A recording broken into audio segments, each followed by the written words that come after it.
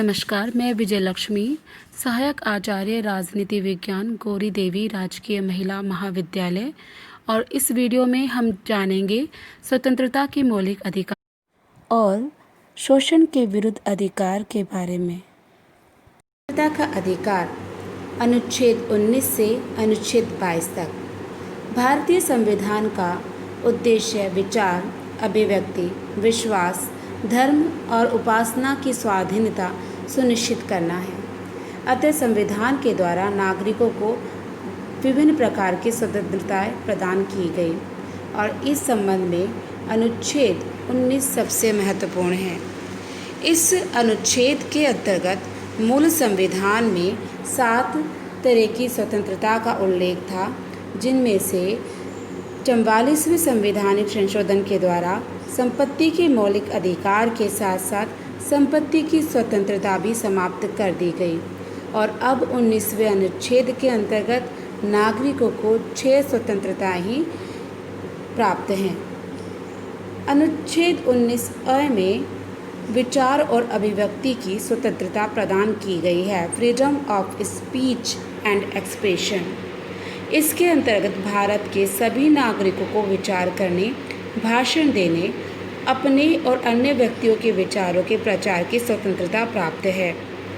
Press भी विचारों के प्रचार का एक साधन होने के कारण इसमें प्रेस की स्वतंत्रता भी सम्मिलित कर दी जाती है।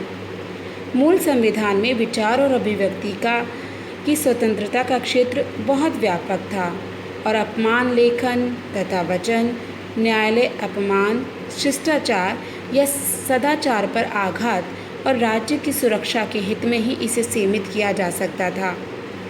रमेश थापर बना मद्रास राज्य के विवाद में सर्वोच्च न्यायालय ने अपनी व्याख्या में कहा है कि अपराध के लिए उत्तेजित करना और सार्वजनिक व्यवस्था भंग करने के कामों को उपयुक्त व्यवस्था के अंतर्गत प्रतिबंधित नहीं किया जा सकता।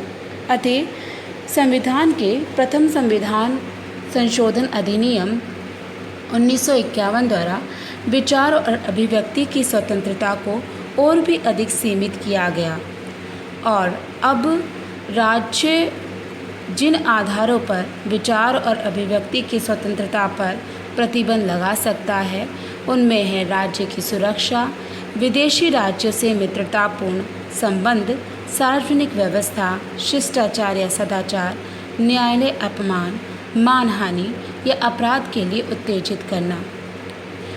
1963 के 16वें संविधान संशोधन द्वारा स्वतंत्रता पर एक और प्रतिबंध लगाया गया कि यदि कोई व्यक्ति भारत राज्य उससे किसी भाग को अलग करवाने का प्रचार करे तो राज्य के द्वारा उसकी विचार और अभिव्यक्ति की स्वतंत्रता को सीमित किया जा सकता है। इसके अंतर्गत अनुच्छेद 19B के अंतर्गत शांतिपूर्वक बिना हथियारों के एकत्रित होने और सभा करने की स्वतंत्रता प्रदान की गई है। इसके अतिरिक्त अनुच्छेद 19C के अंतर्गत समुदाय और संघ निर्माण की स्वतंत्रता प्रदान की गई है, लेकिन ये स्वतंत्रता भी उन प्रतिबंधों के अधीन है जिन्हें राज्य साधारण जनता के हितों को ध्यान में रखते हुए लगा सकता है। इस स्वतंत्रता के आड़ में कोई भी व्यक्ति ऐसे समुदायों का निर्माण नहीं कर सकता जो षड्यंत्र करें या देश की शांति और व्यवस्था को भंग करें। भारत राज्य क्षेत्र में अबाध भ्रमण की स्वतंत्रता, यानी भारत देश का कोई भी नागरिक देश के किसी भी क्षेत्र में आवागमन की स्वतंत्रता रखता है। भारत राज्य क्षेत्र में अबाध निवास की स्वतंत्रता, भारत के सभी नागरिक अपनी इच्छानुसार स्थायी या अस्थायी रूप से किसी भी स्थान में बस सकते हैं। भ्रमण और निवास के संबंध में संविधान द्वारा ये जो व्यवस्था की गई है वो एकहरी नागरिकता के अनुरूप है, लेकिन राज्य के द्वारा सामान्य जनता के हित और अनुसूचित जाति जनजाति के हित में इन पर कुछ उचित प्रतिबंध लगा सकती है।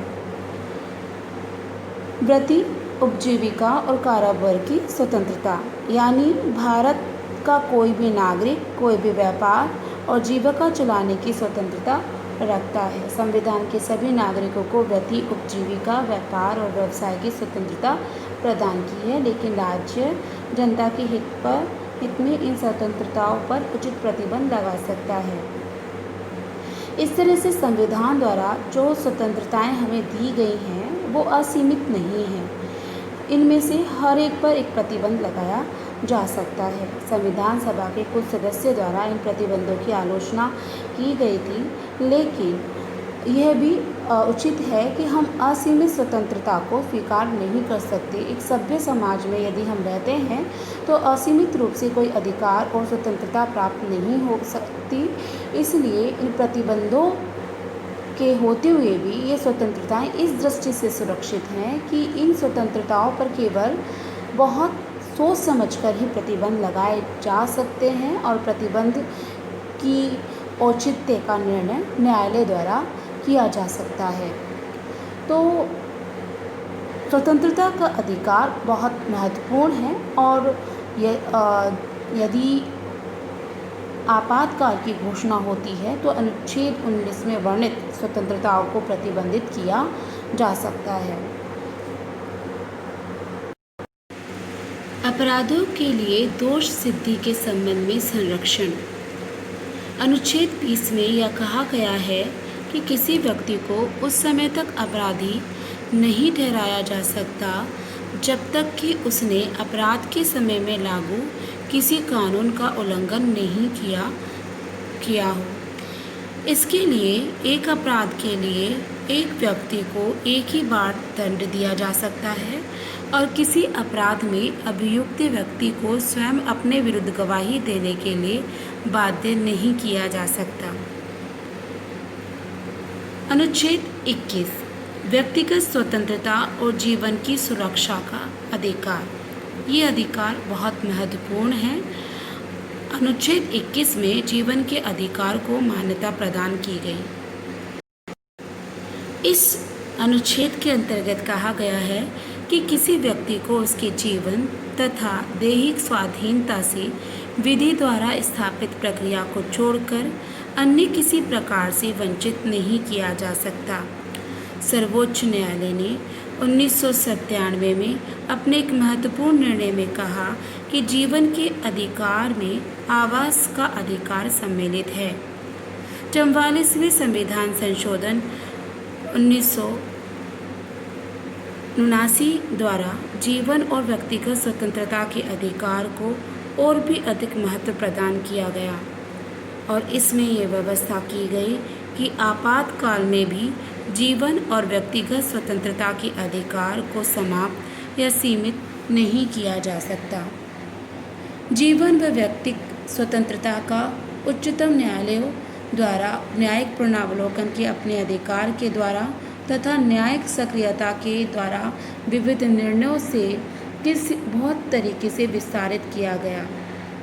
अब इस अधिकार के अंतर्गत निजता का अधिकार, प्रतिष्ठा का अधिकार, स्वच्छ वातावरण का अधिकार और पोषण युक्त भोजन का अधिकार आदि ऐसे अधिकार हैं जो मानव अधिकारों की श्रेणी में तो शामिल थे लेकिन मूल अधिकारों में नहीं। और उच्चतम न्यायालय ने विभिन्न मामलों में अपने निर्णय द्वारा इन्हें मूल अधिकारों में परिवर्तित किया और अनुच्छेद 21 का ही भाग मानकर अनुच्छेद 21 का विस्तार किया। अब अनुच्छेद 21 के अनुसार जीवन की स्वतंत्रता केवल जीवन की स्वतंत्रता ना होकर प्रतिष्ठापूर्ण जीवन की स्वतंत्रता के रूप में परिवर्तित हो चुकी है।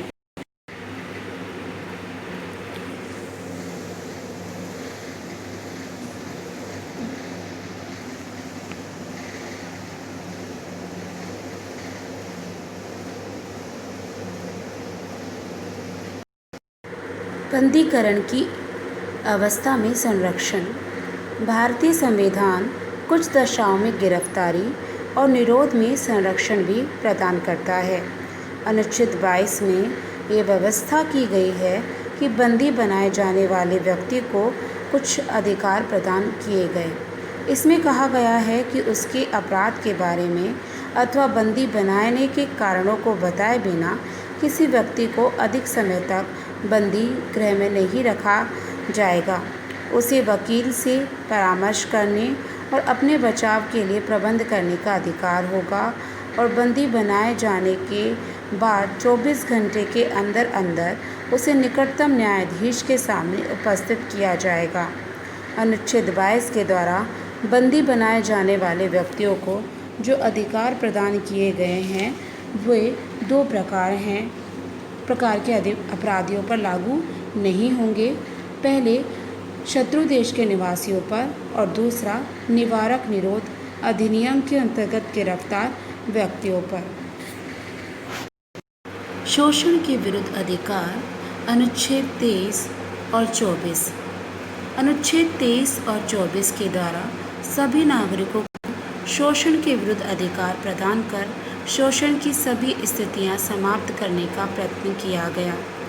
अनुच्छेद 23 के अंतर्गत मानव के दुर्व्यापार और बलात् श्रम का प्रतिषेध किया गया। इसके द्वारा किसी व्यक्ति की खरीद, बिक्री, बेगारी या इसी प्रकार के अन्य जबरदस्ती लिया हुआ श्रम निषिद्ध ठहराया गया, जिसका उल्लंघन विधि के अनुसार दंडनीय अपराध है। भारत में सदियों से किसी न किसी रूप में दासता की प्रथा विद्यमान थी, जिसके अनुसार हरिजनों, खेतीहर श्रमिकों और स्त्रियों पर विभिन्न प्रकार के अत्याचार किए जाते थे और इस संविधान के अंतर्गत मानवीय शोषण के इन सभी रूपों को कानून के अनुसार दंडनीय घोषित किया गया। अब कोई भी व्यक्ति किसी भी व्यक्ति का शोषण नहीं कर सकता। अनुच्छेद 24 बाल श्रम का निषेध करता है और इसके अंतर्गत कहा गया है कि 14 वर्ष से कम आयु वाले किसी बच्चे को कारखानों, खानों या अन्य किसी जोखिम भरे काम पर नियुक्त नहीं किया जा सकता, लेकिन बच्चों को अन्य प्रकार के कार्यों में लगाया जा सकता है। 2006 से 14 वर्ष से कम आयु के बालकों को घरेलू कार्यों एवं ढाबों पर भी नियोजित नहीं किया जा सकता। ये कानूनन अपराध माना गया। वस्तुतः बंधुआ मजदूरी हो या बाल श्रम, ये आर्थिक सामाजिक परिस्थितियों के परिणाम हैं।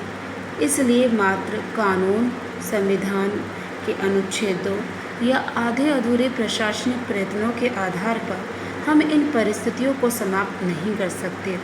इसके लिए हमें ज़्यादा से ज़्यादा सामाजिक आर्थिक परिवर्तन करने होंगे और